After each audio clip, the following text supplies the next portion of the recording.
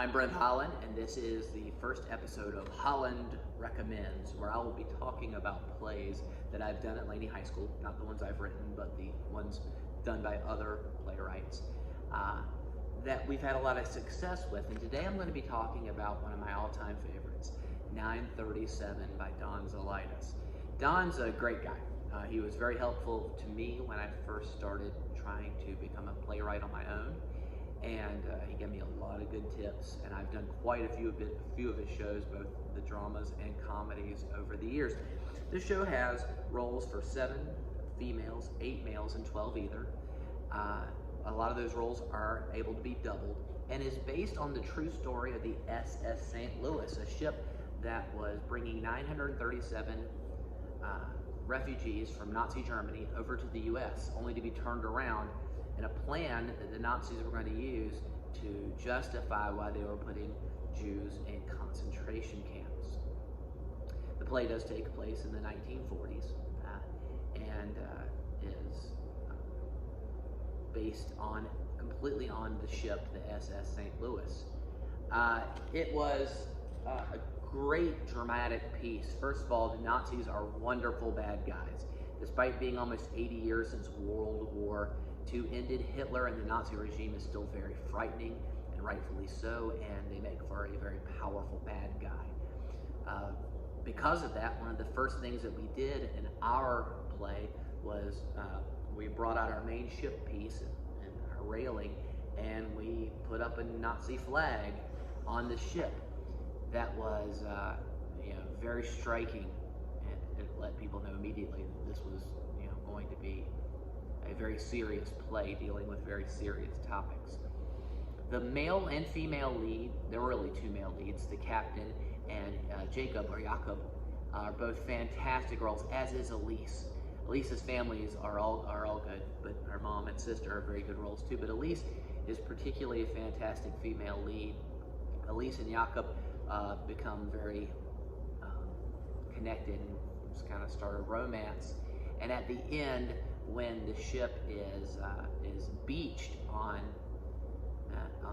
in front of the Allies and stuff back in Nazi Germany, they were separated, and you find out at the end that Elise ended up in an occupied country down the line, and she was sent to a concentration camp and died.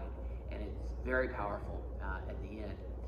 I love this play on a lot of bits. There are some very, very dramatic moments. There's a moment where a man who had watched his own children die in concentration camps kills himself on stage in front of the captain, wanting him to turn the ship back around to America.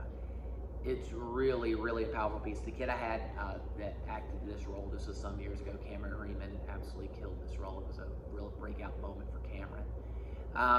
My male and female leads, Michael Castagliolo, who played Jacob, and Emma Villaseñor, who played Elise, also were fantastic on stage together. But the show has a lot of good drama. It is a very powerful piece, and it shows that not all the Nazis were evil, which I do like. There is a very evil Nazi on board that is the probably central villain of the show. But the captain is a good guy who tries to do the right thing, and since it's based on historical fact, it makes for a nice piece. At the end of the show, one of the things that I really enjoyed was setting up at the end of the show, and it's not written this way, it was kind of just an idea as the show was closing, as the 2 last characters, the male lead, Jacob, and Captain Schroeder, are talking about everyone's fate.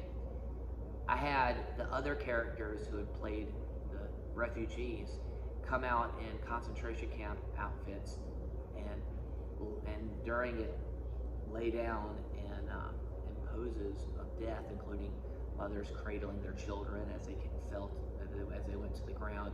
And the last one that came out was Elise, and she had been very vibrant in a green dress, and she played the violin, and I had this violin version of Hallelujah, Leonard Cohen's Hallelujah, playing in the background lightly. And the last thing that happens is she comes up to Jakob's character and touches his hand, and then she gracefully falls down into a death pose. It left the audience absolutely floored and in tears every single performance. We did the show both at regional competition and at the Ashley Play Festival here in Wilmington. We both, my male and female leads, all three of them won acting awards at both events. They were really strong. We did not win at competition. In fact, of all the shows I have ever done, this is the #1 show that it sticks in my craw that we did not win with, because this is easily one of the best shows I've ever won. I have won with shows that I did not think were as strong, but we just had bad adjudicators that day, and a musical that was not very good moved on instead, and I was pretty floored that they had chosen that one, because it was we had gotten a standing ovation, and my kids were really fired up with their performance. At the Ashley Festival, we did fantastic, and I was super happy there, but that wasn't a competition more than just a festival where awards are given. The show is very, very serious. There are moments of levity, but it has the whole show has nice pacing. Being aboard a ship makes it very, very almost claustrophobic. We had a spinning set piece that on one side was the office of the captain, and on the other side was the outside of the ship, and we had railings coming down. Really was not an expensive set piece, not expensive set, and it was a lot mostly representational. But you'll see in the pictures it worked. That, along with the Nazi imagery, really made the show pop. I love a lot of Don Zolidis' works, although I'm more of a fan of his comedies and his serious pieces. I do believe this may be the only drama I've done at Laney by Don, but I've done many of his comedies, and I will be reviewing some of those in the future.